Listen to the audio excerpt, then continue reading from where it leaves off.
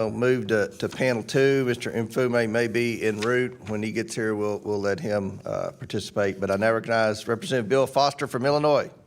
Thank you, Chairman Comer, Ranking Member Garcia, and members of the committee. I'm here today to request your support for H.R. 6571, the Responsible and Ethical AI Labeling Act, the REAL Act, which will require government agencies and officers to include a disclaimer on public-facing communications that are created or generated with artificial intelligence. I'm happy to introduce the common sense bipartisan bill with the support of your Chairman of Government Operations Subcommittee, Congressman Pete Sessions of Texas. I want to start by thanking Congressman Sessions for his partnership on this important bill to strengthen trust and accountability in government communications. In short, the REAL Act would require federal agencies and officers, from junior level staff to the very top, to clearly label any official content distributed through official channels that has been generated or manipulated using generative artificial intelligence. Specifically, it would require federal agencies and officers to label AI-generated images, audio, videos, and any AI-generated text that is not reviewed by a human prior to publication. The Office of Management and Budget would be tasked with developing uniform rules for labeling AI content across the agencies to ensure that labels are clear, prominently displayed, written in plain language, easily understandable to the public. Each label would clearly inform the reader that content was manipulated with AI and include a brief description of how the content was changed and which tools were used. This bill includes certain exemptions that are meant to protect the internal use of low-impact AI tools by federal agencies and to protect personal communications of federal officers that are unrelated to their official responsibilities. First, agencies will not be required to label AI content that's circulated internally and not intended for public release. Secondly, content that's created for classified purposes will not require labeling. However, agencies will be required to label classified content and for any unclassified release of that content.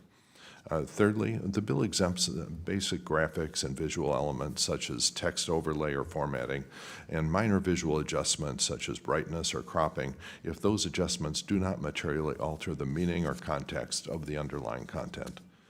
Fourth, the use of certain text drafting tools is exempt as long as the content is reviewed for accuracy and by human agency staff prior to publication. This exemption is meant to preserve internal use of AI by agencies while ensuring a robust review of AI content and requiring labeling for automated messaging systems like chatbots. Importantly, this bill does not apply to any of the bill's requirements for public-facing content that is not related to the official duties of a federal officer, as long as it is published using a personal, non-government social media account or other unofficial medium.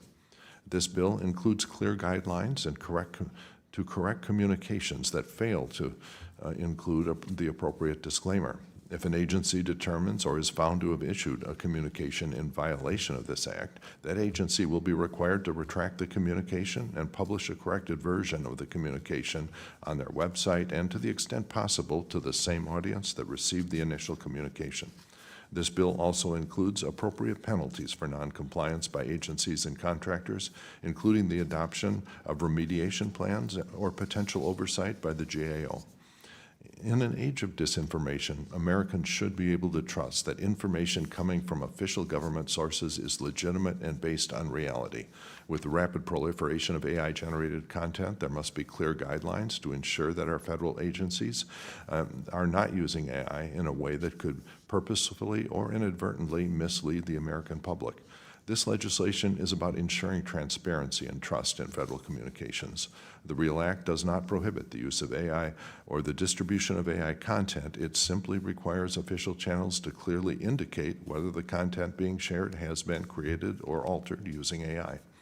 Well, thank you for holding this Member Day hearing, and I thank again Congressman Sessions for co-leading this effort. I encourage all members of this committee to support and advance the REAL Act to ensure that AI tools are responsibly used in government communications. Thank you, Mr. Chairman. I yield back.